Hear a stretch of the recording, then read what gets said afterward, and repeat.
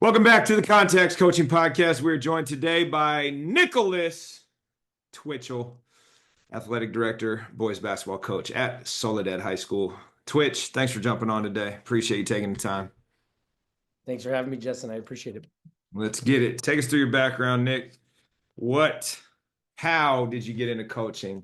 What was the process of landing your first coaching job and any subsequent moves along the way to get to the elevated status in which you now hold as the leader of all things athletics? So I was always involved in sports in my life. I moved a lot as a kid. We lived in 4 different states, probably a dozen different towns. And so every time I moved, the easiest way to make friends was to find the kids that were playing two-touch football, and those became my friends. I'd go find them and play with them, or find who's playing at the park. So sports has always been my connection to community, I would say, and how I've always made connections. And so, like right after high school, I started being an assistant coach for basketball as a freshman and sophomore in college, but then my schedule got a little crazy. That was over at Brando High School in San Jose with Randy Bartholomew. And then I didn't really coach for a while after that. I did some other odd jobs. And then once I got back into education in 2014, I knew I wanted to get into coaching as well. My first 2 years teaching, I didn't. By my third year, I was the JV coach here at Soledad, working with Hector Zapian. He taught me a lot of good stuff. He ended up leaving at the end of the year. And in Soledad, there's not a ton of people pushing to do these jobs. I might have been the only one that interviewed, but I got the job and I've been here ever since. So it's great. Talk a little bit about your journey as a youth here. 4 states, 12 towns. What led to that? What were the things you picked up along the way that have informed your approach to coaching and the way in which you've used those lessons to pay it forward to your kids? Unfortunately, growing up, we had a broken home. And so there was a lot of issues. My parents separated, got back together, separated. We were bouncing around to figure out life. There was no particular, I felt like no particular rhyme or reason to where we were going. But I think that the biggest benefit to that is we lived here in the Central Coast. We lived in Ocean Springs, Mississippi, which is just outside of Biloxi. I lived in Brazoria, Texas, which is an hour outside of Houston.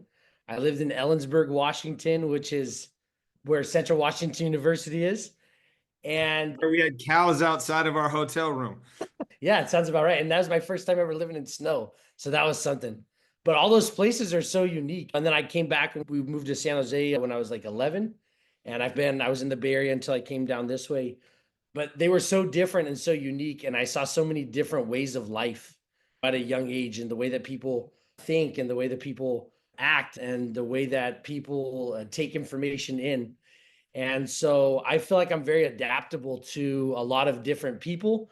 And I feel like a lot of that comes from that experience of having to deal with so many different types of people throughout my youth. So as a coach, I feel like I have 12 unique kids or however many kids I have on my team every year. And I have a pretty good perspective of maybe this works for one kid, it doesn't work for other. How do I make it all work as one group and kind of bring everybody together with all their unique traits?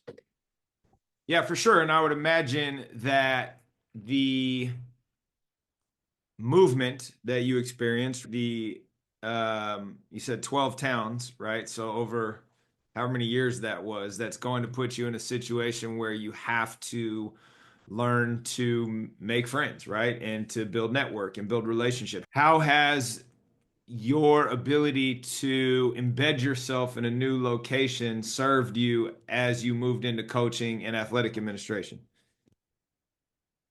When you're the new guy all the time, you have to find a way to fit in.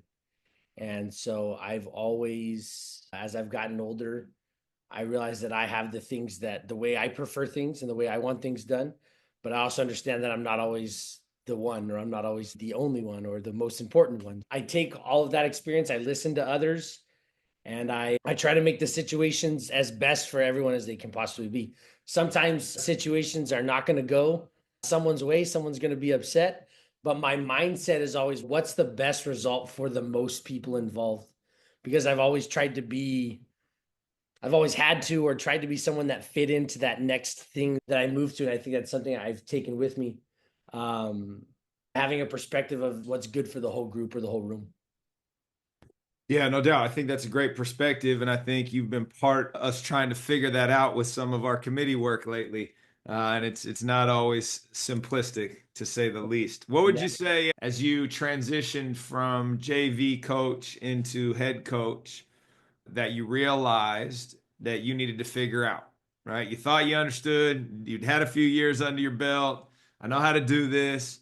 And now you slide over 18 inches and now you're in charge of the whole program. What'd you realize that, hey, you know what? I don't know what's going on. And these are the things that are important that I would highlight for anyone coming into this situation. Um, Being a JV coach or a freshman coach or even an assistant coach, it seems it was a lot of fun. You get to coach basketball, you get to work at practice, and then you get to go home. You don't have to. We didn't scout heavy on JV. We didn't. My coaching week was probably 14 hours, 2 hours a day plus a little bit over. Once you take over a program, it's yours and all elements of it are yours. So it's not just getting to coach at practice and going to games. Now at the varsity level, you are scouting. So you got film time that you're doing. You're also responsible for fundraising, setting the tone and the culture of the program. What are your principles or your tenets that your team is going to do, regardless of wins or losses? How do you want your program to show itself and project itself? And you got to write that up. So you're doing that. You have to give guidance to those other coaches. You have to deal with administration. You have to deal with ASB, and all of these things start coming in, and it goes from a 14-hour a week job to a full-time job almost between everything you do. I think if you really want to do it right and you want to do it right by your student athletes, your kids, you have to put in that amount of time to make sure that your program runs well. And then as the years have gone on and things are a little more set in their ways, some of that has fallen off. But the first couple years, it's constant and it never ends. And every time you think you got something figured out, somebody who you didn't even know was associated with the basketball program shows up and says, "We need this from you," or "You need to do this." And then you got to add another thing on to do it. So I think that's the biggest thing going from like an assistant or a JV coach to a head coach. Nice. I love that. How would you characterize the similar shift from your role as the activities guy, which I also inhabited at one point, to the athletic director role? Same question, right? You think you know what's going on, and then you get behind the curtain and it's, whoa, I didn't sign up for this. Yeah, I don't. I'll speak for Soda High. Like activities was a lot of fun, man. You get to go do cool stuff. You organize dances, rallies, homecoming week, senior activities at the end of the year. A lot of fun. But you're only beholden to your school, so you need to make it well for your school. And if you make a mistake, it's in house. If something goes wrong, usually the admin is there to help you out. When you transition to an athletic director, every mistake I make, it could impact multiple other schools. Every time that we don't have something set in stone or we don't have our ducks lined up, all of a sudden the school that I was supposed to play is short a game and the refs are showing up at the wrong times. I think it's just a lot more, there's a lot more interconnection with that athletic director, and you deal with a lot more people than I did back when I was doing activities. It was just me, the kids, and every once in a while another adult. And then there's also big lulls in activities. After homecoming, you got a big dip, you take some time off. In athletics, it's one season after another, and then it's summer stuff, and then you're back into the fall season again. And so it's just constant. Yeah, and I would imagine there are also pieces at the site level that are different. What did you figure out there that you rolled into thinking one thing and all of a sudden you had to have a mindset shift? Or in my case, my first coaches meeting after I took over, I made what I thought was a suggestion to my fellow coaches that was received as a directive. And I was like, whoa, that wasn't the case. I was just trying to kick ideas around. Yeah. And I definitely feel like that's the case, especially with my more like my newer or my novice coaches. They take everything I say as they have to do it. I guess I'm fortunate that I have some coaches that have been here a while that kind of helped make sure that they clarified suggestions or directives. But there's definitely, I think, when you become athletic director, there's a perception of you. Like I was seen as a teacher when I was still an activities director, and so people thought of me as their colleague. People thought of me as, I guess they're equal. And all of a sudden now people think that I'm an administrator because I'm an athletic director. And in some ways I am, but they don't pay me like one. So we're still equals. Okay. So until they pay me like an administrator, I'm still a teacher, just like all of you. There's definitely a shift. People ask me for permission. They don't have to ask me for permissions on things. I'm not their boss. So I see that. I feel with the kids, some of them got a little more scared of me. I didn't change. My position did it, but they're like, oh yeah, Mr. Twitch, you have to approach him this way. And I don't think that I changed in any way, but I think it was just like a shift in more of at the side of how they perceive me than anything that I was different as.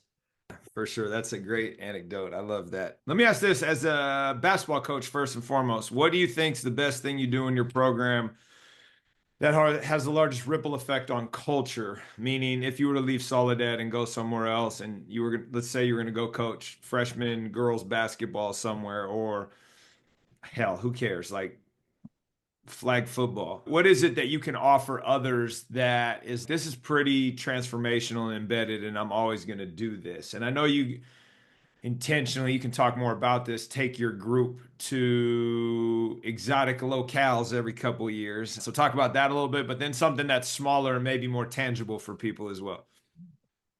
I think like one of the biggest things I always try to tell my players or I work with my players on is just being accountable and being honest with yourself and each other. Early on, like when I first started coaching, I felt like if I didn't know something, I was admitting that I wasn't good enough. But as I've grown up and gotten older, like it's okay to not know stuff and it's okay to not have every answer. And I'm honest when I don't have the answer and I'll ask them for their input and I hold myself accountable. I'm going to try to find the answer, but I don't try to fake it. You know what I mean? Like I'm me and I try to tell my kids, be yourself, be honest. If you make a mistake, own it. And if you don't know something, say you don't know it and we'll work on it together. But I think the worst thing that you can do is put on this facade of perfection and then eventually it's going to come down and then you've lost all credibility with whomever you're dealing with and whatever thing. So just being honest with your team, having tough conversations about what's going on, what's not, and just being honest about where I'm at as a coach, where that as players, where we're at as a team. I think that goes a long way. And I'm hopeful that some of those lessons or those things that we work on in the gym then translate to later on in life when they need help or they don't know the answer or they don't or they're lost and they can take accountability for what they do. So that's I think the day-to-day stuff. And obviously the cool stuff we've been able to travel as a team. It's a lot of fun. Seeing kids on their first ever plane ride is fascinating. We actually just got back from Hawaii and we had a couple kids that never been on a plane and the second turbulence hit, you thought that and then they thought they were gonna die. And I'm like, guys, this is just standard shaking of a plane. And then seeing them get into the ocean, the Pacific Ocean, it's not cold like it is over here in Monterey. It's a really cool experience to share that I think that one of the best things in life is like sharing things you love with people you love. And so I get to do that every day with my wife and my kids and when during basketball season, but I love Hawaii. If I could live there, if there was no other factors, I would be there. And getting to share that with these kids that I've built relationships with over the years, it's just a lot of fun. It's a really good experience. How do you make that happen? And I ask because I'm sure there are listeners that would like to do something similar, but just don't understand how to pull off something like that. Can you share a little bit about your process and how you go about that and how you get all the boxes checked without getting in the weeds on liability stuff, but just even conceptually going from, hey, let's go to Florida to play in this tournament. And you're like, what are all the things that you got to think about? I think the first one is it's like a shotgun approach. So I just start emailing like wherever we want to go, and I try to find someone who's hosting a tournament and try to connect with them. Once that happens at a public school setting, got to get approval from our school board. So that's number two. Once that happens, it's a year-long process of organizing, fundraising, and I think that's where building that honesty, like we just talked about, and upfrontness with people is really good because I have to get parents on board. I have to get parents to help me. They have to, first off, they have to let their kid go. Second off, it costs a lot of money. So we have to, how are we going to collect this amount of money? And I budget everything out so they know exactly where this is how much the hotel costs, this is the flights, etc. And this is our goal. If you don't have parents on board helping you, it's impossible. And so part of that is building that community, having them trust you because you're taking their kid 5 hours on a plane away from them. Um, and then once you start getting that ball rolling and you start bringing in those funds, now you can start really, this is what we're going to do on the trip. This last time we went to Pearl Harbor. We did a sunset cruise where we got to jump into the open ocean. What else did we do? We went to this buffet that the kids loved, and like all these things that you can plan out once you have that money. And then it also helps if you have community support. We were really fortunate this year. We had a lot of community members really come through for us and help us out financially. And so I think a lot of that circles back to just being honest with people and having their trust and letting them know that your intentions are good and you're doing all these things for kids. What would you say was the most impactful approach to fundraising? I think while I'm talking, it's cutting my teeth as a public school coach, right? Transition into a private school atmosphere now and a parochial one in between. There are different approaches. And so ultimately, what I have found at this point in my life is that spending a week sitting on a corner with a fireworks booth is not an effective use of my time. Or more importantly, our time in regards to however you're staffing it, what the return on investment, like from a dollar for dollar standpoint is, right? So, what have you found after doing this a few times that's the most efficient, productive, and has the largest ROI as you try to make these trips happen? What it comes back to, I guess, when we were talking, getting as many people involved as possible, right? So one of our biggest fundraisers is we work concessions at the San Francisco 49er games, and they donate to our program based on how many people we take. So getting buy-in from community members that are willing to help, parents, families, etc. And then it's everybody puts in a few hours and we get a ton of money, as opposed to um, we would do a barbecue and it's me running the barbecue for 8, 9 hours in one day. And those work out well, but you can't do that all the time. You burn yourself out. So expanding like your network of fundraising and getting more people involved has been the best way forward. Also, like in our community, it's tough to, everybody's exhausting everyone for everything. So how do we do fundraising that doesn't ask our community to constantly give? What is some fundraising that we can do that's not going to cost our community any money? Because everyone is asking the community. It's not just the basketball program, it's a soccer program, it's a baseball, football, etc. Finding larger companies that have been able to help, or like with the 49ers, they're looking for volunteers to work in concessions. We need that. It's a great match for us. And I've actually found out over some research that most professional sports teams do some sort of program like this. You can do it at the Earthquakes games. You can do it at the San Francisco Giants games. You used to be able to do it at the A's games. I don't know about now they're in Sacramento, but So, Sacramento people, you might be able to do that. yeah. So finding things that don't tax your community anymore, because those are something that you can constantly go back to. Whereas if I ask my community to donate and then I ask them to buy a barbecue ticket and then I ask them to buy popcorn and then after a while they're like, dude, it's I've given you a lot of money already. No, that's a great thought to share because I don't know that's front of mind. It definitely wasn't when I was coaching in Sacramento at the public school. It is front of mind for me here as a private school administrator, in that we have a development arm and it works more like a college where we have to run everything through them for that exact reason, right? Where it's like, hey, don't go ask Jimmy for this. Like, we need Jimmy's help doing Y. And I think that's one of those things where I'd be curious down the road a couple years where you and I talk about how you're trying to wrangle that a little bit with your coaches so that you're not tapping into the same people, right? And you're helping them spread the wealth a little bit versus going back to the same well. But that's a conversation for another day. And God bless these three sport athletes, but they're constantly fundraising all year long. You know, All you year go from football to basketball to track, and every team wants to take care of their kids, so they're asking for money. And mom and dad are fundraising 12 months a year, just like the coaches are. Yeah, it's tough. Yeah, no doubt. What would you say you've learned watching other teams that you've implemented into your coaching and your leadership? And by that, right, as the basketball coach, usually you have tunnel vision, but now you're the AD, now you're at other practices, now you're seeing certain things. What have you been able to bring back to basketball that you stole from someone else? Watching, going to different practices on campus and just seeing how different coaches operate, it's fascinating because we're all pushing for the same thing. We want to play well, be successful, but there's so many different ways to go about it, even on just one site right here. But just seeing how organization of practices, everybody does a little bit differently. And I noticed some of our more successful programs had the practices looked the same all the time. And the kids knew exactly what they're supposed to do. They're like super efficient. And then you see other coaches that they're trying to find their way and their practices are all over the place. And they start one day like this and they start the next day like this. And the kids are waiting to see what happens. So seeing that, and then also seeing the different ways that my coaches communicate with players.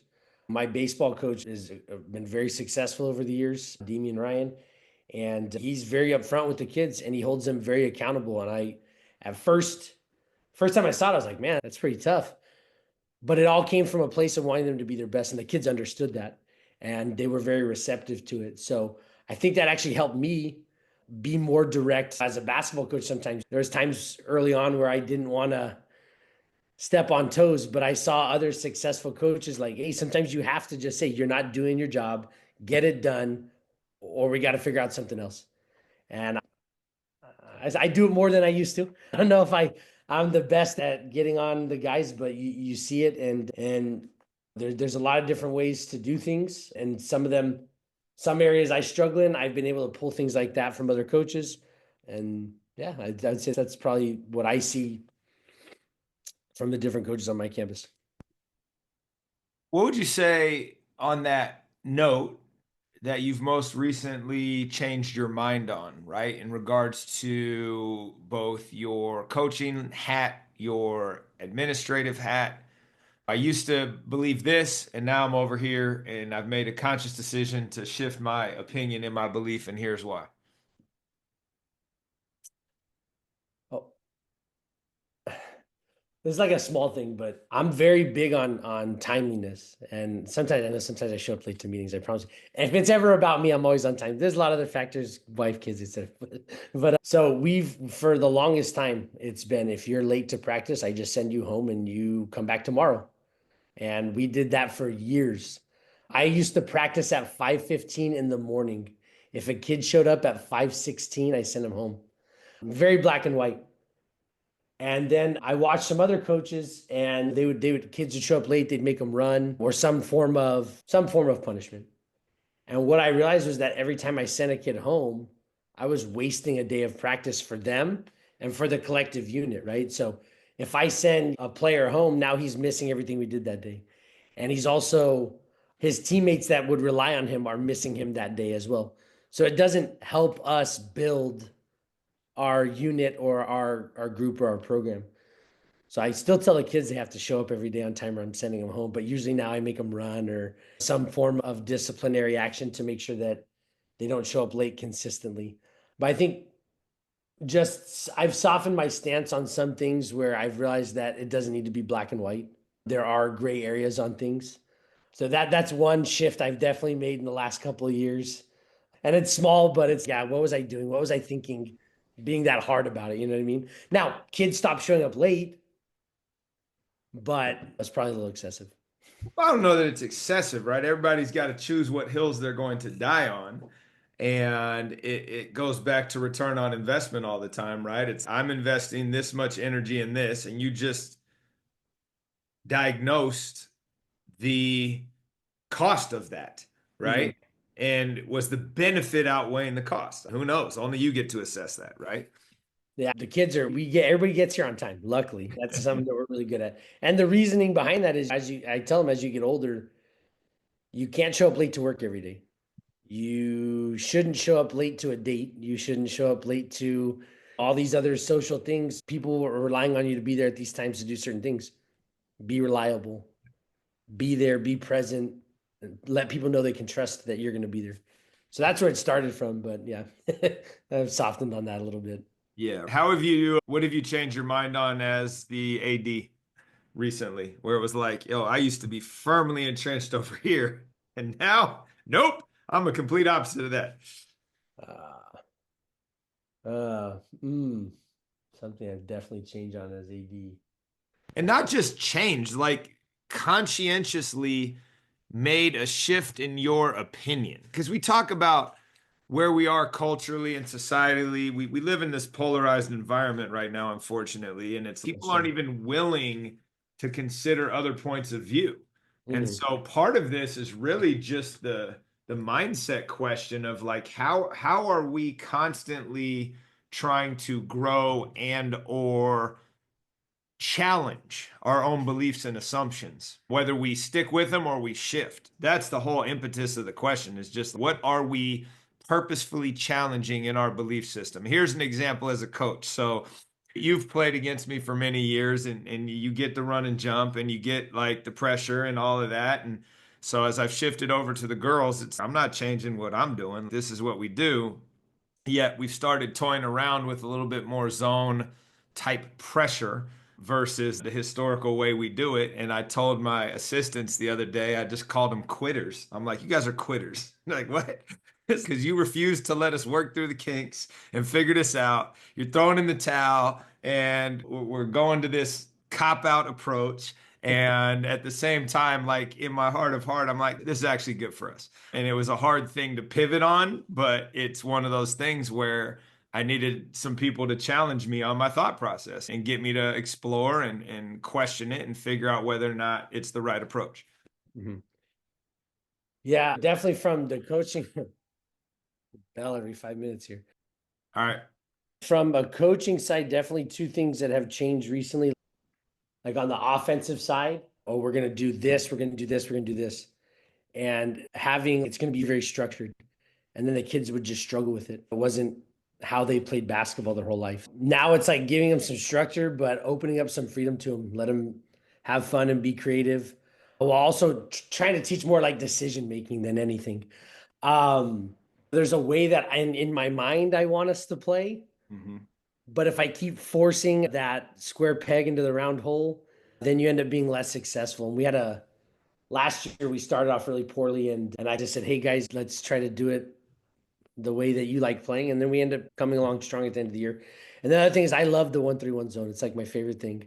Unfortunately, uh, when I fell in love with it, I had like a 6-7 center and a bunch of long guys. We've been running that 1-3-1 zone ever since, but it's something that's harder and harder to run because we don't have the same size and athletes that we had at that one time. We have different athletes, we have quickness, and changing to maybe a different defensive approach has our a big change on that side. Oh, sorry, 1 second, Clemo. What's up, Coop? Hey, sorry, you Very got the good. meeting? I was doing an interview with Justin.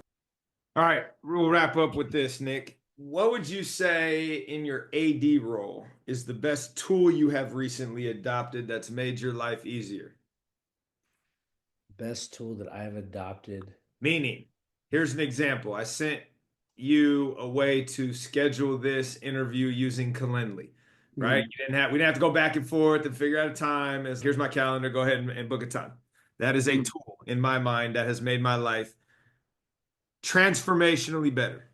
One that I implemented this year is I bought like the full home campus package, the injury tracker, the coach's clearance, everything. So in years past, it's I'm tracking down everyone's CPR, I'm tracking down everybody's certifications, and I've got, hey, I need you to come fill this out, etc. Now it's their job to send those things to that portal. And it has saved me phone calls, emails, text messages, time. And I have gotten everything that I've needed. Now I'm having people send it to me instead of me seeking it out. The injury tracker, right? Instead, I have to fill out a form when people get injured. Now the coach enters it and I approve it. And now we have records of injuries. And I've simplified those two things since the start of this year. And there was some monetary cost to it, but it was 100% worth it. 100% worth it. Perfect. Things Great. that make life easier. Finding things that make life easier is big. Dude, how do you hack efficiency is one of the most important things we do in this role. So Mhm. anybody that's listening, start by cataloging the things that you need to do and then figure out a way to be more efficient. Nick, appreciate you taking the time. Hope you're enjoying your coffee. We're going to see you soon. Thank you, sir.